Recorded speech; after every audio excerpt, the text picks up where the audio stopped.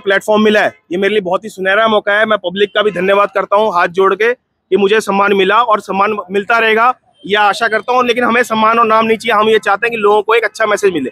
तो पहली बात तो मैं अपना थोड़ा इंट्रोडक्शन दे देता हूँ। मैंने 78 टाइम ब्लड, 21 टाइम प्लेटलेट, जो कैंसर और डेंगू पेशेंट को प्लेटलेट होती है, और अंगदान के फॉर्म भर चुका हूँ। मेरे डेथ के बाद जो मेरे ऑर्गन्स है वो किसी नीडी को मिल जाए, तो हमारा नारा है जीते जी रक्तदान, मरणोपरांत अंगदान। मैं मोक्ष पथ का जेएनयू का ब्लड उसका प्रोजेक्ट हेड हूँ पूरे इंडिया का। हम लोगों के पास डेली की 10 एप्लीकेशन आती हैं। हॉस्पिटल वाले कई बार उनसे ढंग से बात तक नहीं करते हैं, और पेशेंट भी, उनकी फैमिली भी इतनी समझदार है कि जब अपना काम निकल जाता है तो वो भूल जाते हैं हम लोग। उसके उनको ये नहीं पता होता पुनीत जैन जी कौन है और देवदत्त जी कौन है, उनको कोई मतलब नहीं उससे। ये तो कुछ चैनल है, कुछ एनजीओज है जो लोग काम कर रहे हैं। मैं 10 ब्लड बैंक वालों को जानता हूँ। मेरी अपनी 15-20 लोगों की टीम भी है, जिसके अंदर बॉडी मास इंडेक्स, जो फैट की रेशो देखते हैं, फिजियोथेरेपी, बॉडी मास डेंसिटी, जो कैल्शियम की रेशो देखते हैं। इस तरह के 15-20 लोगों की टीम मेरी अपनी तैयार है, जो मेडिकल और ब्लड डोनेशन कैंप में काम करती है। और 500 से ऊपर कैंप्स में मैं अटेंड कर चुका हूँ। अभी 16 तारीख का फिर कैंप है पश्चिम बिहार में, जिसमें कम से कम 300 डोनर आएंगे। 11 से 23 यूनिट का कैंप लगा था दिल्ली का बहुत बड़ा कैंप, जैपनीज पार्क में आपका 3500 यूनिट का शाहदरा में लगा था। इस तरह के कैंप्स में मैं पार्टिसिपेट करता हूँ, मुझे बुलाते हैं। तो दिल्ली एनसीआर से लेकर काफी बड़े बड़े न्यूज चैनल में मेरा नाम आ चुका है।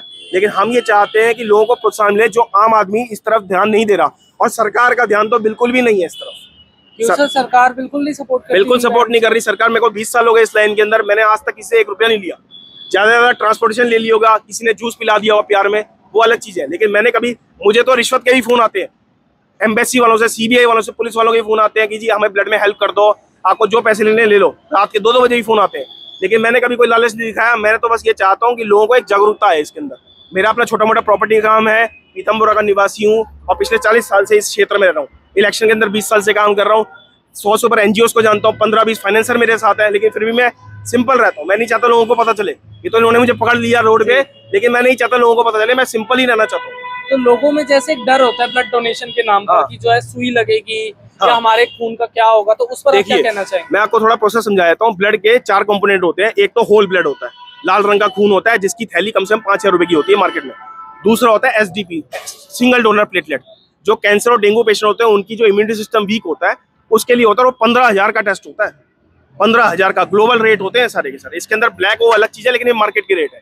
आप किसी प्राइवेट में जाएंगे, गवर्नमेंट में जाएंगे, वो आपका पहले वेन चेक करेगा दोनों हाथों की, उसके बाद 1.5 घंटे का बिठाएगा आपको, उसके बाद आपको बेड पे बिठाएगा जहाँ पर रोलर मशीन रोल करती रहती है।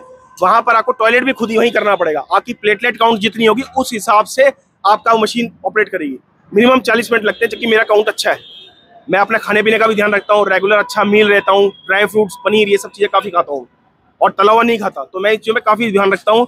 उसके बाद जब वो मशीन काम करती है, इसके बाद एक होता है WBC, वो 35,000 का टेस्ट होता है, उसमें दोनों हाथों में आपके सुई लगती है। इसके बाद एक होता है प्लाज्मा कभी भी इंसान नहीं दे सकता, वो हमेशा ब्लड बैंक से मिलता है।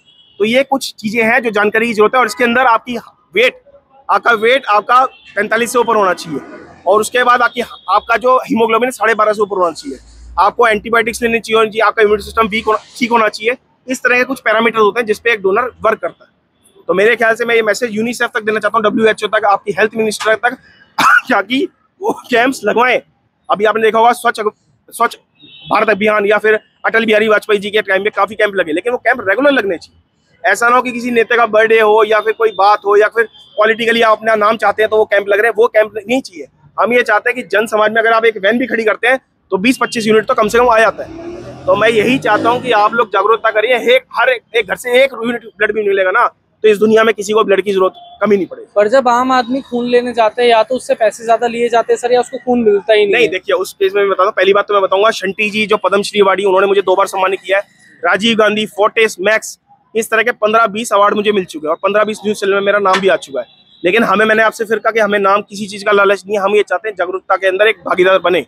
तो मेरे कहने का तात्पर्य यही है। आसपास के सब एमएलए काउंसलर को मैं जानता हूँ बाई फेस, लेकिन मेरा कहने मतलब, जैसे इन्होंने देवदत्त जी ने पूछा मुझसे एक बहुत अच्छा क्वेश्चन, कि ब्लड के अंदर जब आपको जरूरत पड़ती है तब आपकी नीड कैसे फुलफिल होती है, और दूसरी बात हॉस्पिटल वाले आपको किस तरह ट्रीट करते हैं। पहली बात तो देखिए, गवर्नमेंट हॉस्पिटल जो है, गवर्नमेंट हॉस्पिटल का इसमें रुझान जो है बहुत कम है, क्योंकि उन लोगों को तो देखो अपनी सैलरी लेनी है, प्राइवेट वालों को पैसे कमाने हैं। तो जब ब्लड की जरूरत पड़ती है तो ब्लैक में भी ब्लड बिकता है। और आप देखा होगा ब्लड बैंक जैसे बाहर है, यूपी में, राजस्थान में, वहां पर क्या करते हैं, ब्लड डोनेशन कैंप लगवाया, और वो ब्लड जो इकट्ठा होता है वो फ्रिज के अंदर डाल देते हैं। और उसके बाद उसको 5,000 की बोतल को 20,000 में, 15,000 में इस तरह ब्लैक में बेचते। तो इसीलिए हमने एक रुझान इस अभियान का काम शुरू किया है ब्लड के अंदर, ताकि लोगों को सही टाइम पे, सही जगह, सही कीमत पे ब्लड उसको मुहैया कराएं। तो क्या ग्राउंड रियलिटी आज के टाइम ब्लड डोनेशन की? ग्राउंड रियलिटी है कि लोगों में अवेयरनेस है, काफी पहले से अवेयरनेस आई है। मैं आपको एग्जांपल देता हूँ। अभी मैं जैसे एक एस्कॉन की फॉलोअर के पास गया, एक मैडम के पास, उनसे मैंने बात करी, उन्होंने मुझे जवाब दिया कि हमारा, मैंने कहा जी खून पे आप काम करिए, अंगदान पे, रक्तदान में काम करिए। कहती है कि मेरा जो है ना, अगर खून किसी जेब कतरे को मिल जाए, ये उनका आंसर था एक पढ़े लिखे आदमी का। तो एक सोचो इंसान की, आम आदमी की क्या मानसिकता है। और पहली बात तो इनकी तरफ से कोई रुझान ही नहीं है सरकार की तरफ से। कुछ एनजीओ हैं, कुछ हम जैसे लोग हैं, डोनर्स जो काम कर रहे हैं। आप ये बताइए, दिल्ली की 2 करोड़ की जनसंख्या है, तो उसमें से कितने डोनर्स होंगे जो रेगुलर डोनेट करते होंगे? तो सरकार से क्या उम्मीद है फिर? क्या इस सरकार से ये उम्मीद है, पहली बात तो काम करे जनता के लिए, साफ सफाई और ये सब करे, और ब्लड डोनेशन कैंप भी लगवाए, ताकि लोगों में जागरूकता बनी रहे। जैसे कोरोना के टाइम पे आपने इंजेक्शन लगवाए थे, बहुत अच्छा काम हुआ था। डेंगू पे काम कर रहे हैं, इस तरह ये भी बहुत इंपॉर्टेंट पार्ट है। तो सर आखिरी क्वेश्चन ये है मेरा कि आगे जो है लोगों को कैसे प्रोत्साहन किया जाए कि लोग जो है घर से बाहर निकले और फ्रीली ब्लड डोनेट करें? देखिए, मेरे कहने का मतलब ये, घर से बाहर आप, ऐसा नहीं है कि घर से बाहर आपको स्पेशली इन्विटेशन दिया जाएगा 5 स्टार होटल के अंदर। आप कहीं भी कैंप लगवा सकते हैं, इतना फ्री है। यहाँ भी वैन लगवा दीजिए, यहाँ भी 25-30 यूनिट अभी हो जाएगा। NSP में लगवा दीजिए, आप किसी बैंक्वेट में लगवा दीजिए, कहीं भी लगवाइए, लेकिन लगवाने होने चाहिए आसपास के लोकल एरिया में। वहाँ के जो काउंसलर हैं, MLA हैं, उनको ये जिम्मेदारी उठानी पड़ेगी RWS को, कि ये इस प्रोजेक्ट को एक एनकरेजमेंट मिले। बस। Thank you so much sir for your time.